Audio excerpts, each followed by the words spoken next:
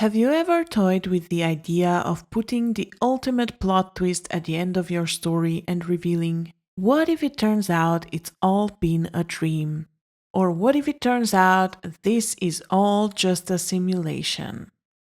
Let's be honest, initially this kind of twist idea sounds pretty lame. Because we know it can be a lazy way of getting out of actually finding a good ending for your story. But there are stories that actually pull this off and do it brilliantly. Today, we're diving into the simulation trope to uncover what makes the difference between a successful and a disappointing implementation of using simulation in a story.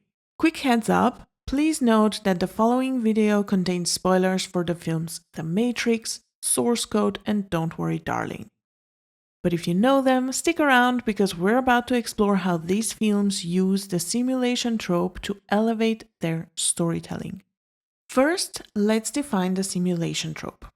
There are many ways to blur the lines between reality and non-reality within the context of a story. I thought it wasn't real. Your mind makes it real.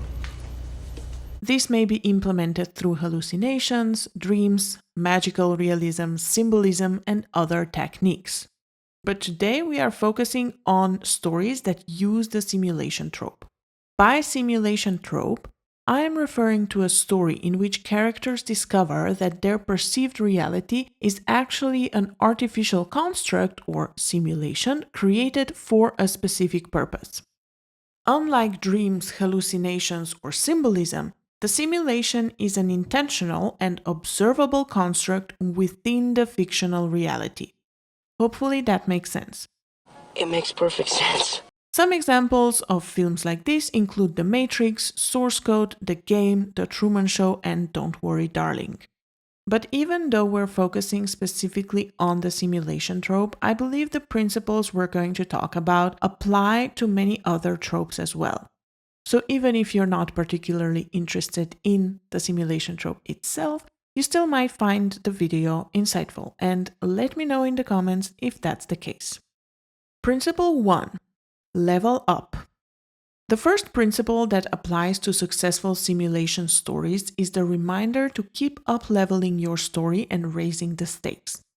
When you reveal that what we have seen so far in the story is not real in the context of its fictional world, the audience can immediately feel cheated and tricked, which makes perfect sense. Imagine following the journey of a character, getting interested and at least somewhat emotionally invested in what happens, only to learn it has all been an illusion. And it's not the one the audience agreed to when they trusted you to guide them on this journey. By revealing it's all been fake, you tell the audience that what they've seen so far doesn't really matter and they cared about it for no good reason. That is unless you upgrade the story and raise the stakes. Unless you show the audience that everything that happens in the simulation indeed matters. In fact, it matters even more than we thought.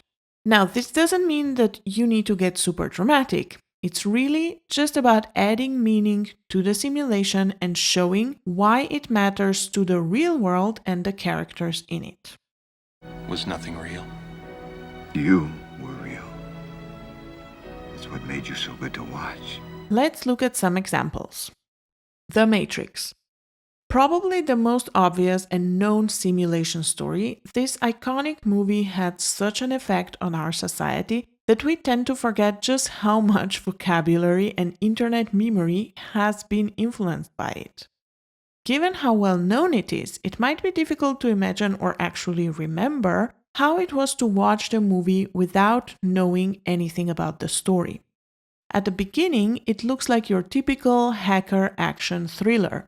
Pretty soon we start to notice some weird stuff going on, and eventually we exit the Matrix and learn about the true reality together with Neo.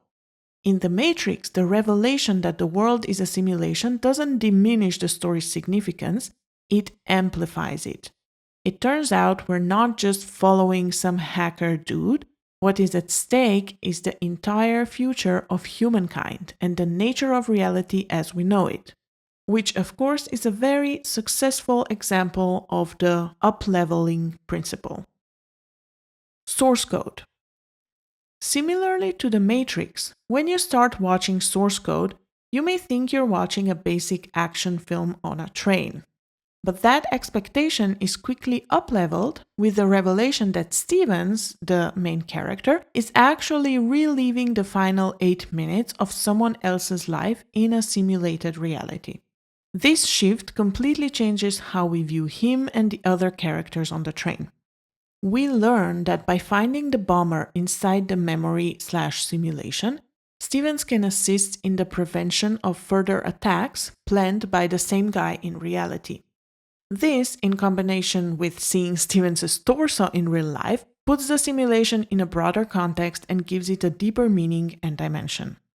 What's even more is that in the end, the simulation turns out to be a construct of Stevens' mind and even presents the possibility of alternate timelines, which is another example of an upgrade.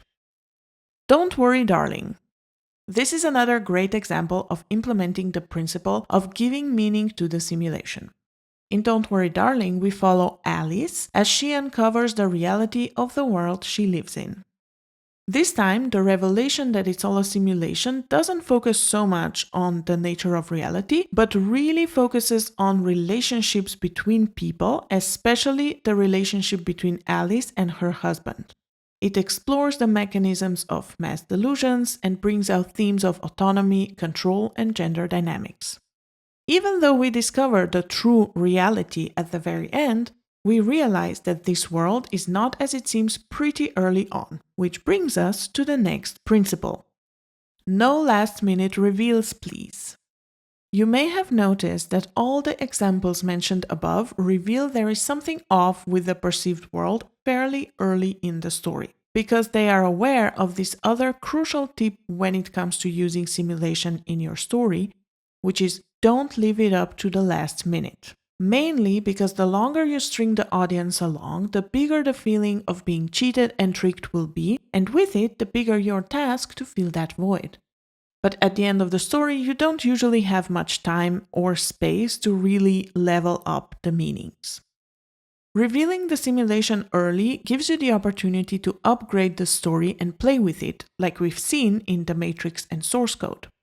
On the other hand, only hinting at something weird going on without revealing everything allows the audience to explore that together with the character, like we've seen in Don't Worry, Darling. But whatever the case, creating suspicion about the nature of reality before you reveal the true reality and simulation is essential. This is how you set up the reveal and ensure coherence and consistency in your world building and your plot.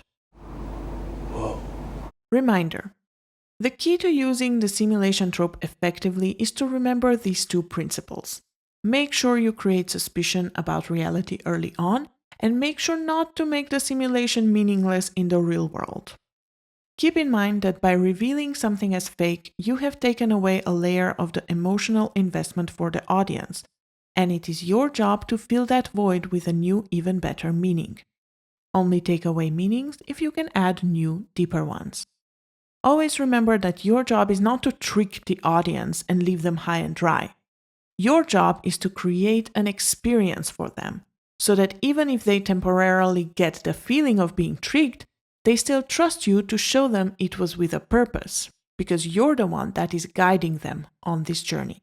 Which kind of applies to all writing, to be honest, not just simulation tropes, but we were talking about simulation tropes today, so that was a nice little reminder. Thank you so much for being here and for watching and for listening. If you enjoyed this breakdown, hit that subscribe button and stick around because there are more videos coming your way. And if you prefer to read posts, check out my Substack and consider subscribing over there for deep dives into various aspects of creative writing. Then share your favorite simulation or fake reality story in the comments below, and I will see you next time. Bye-bye. In case I don't see ya. Good afternoon, good evening, and good night.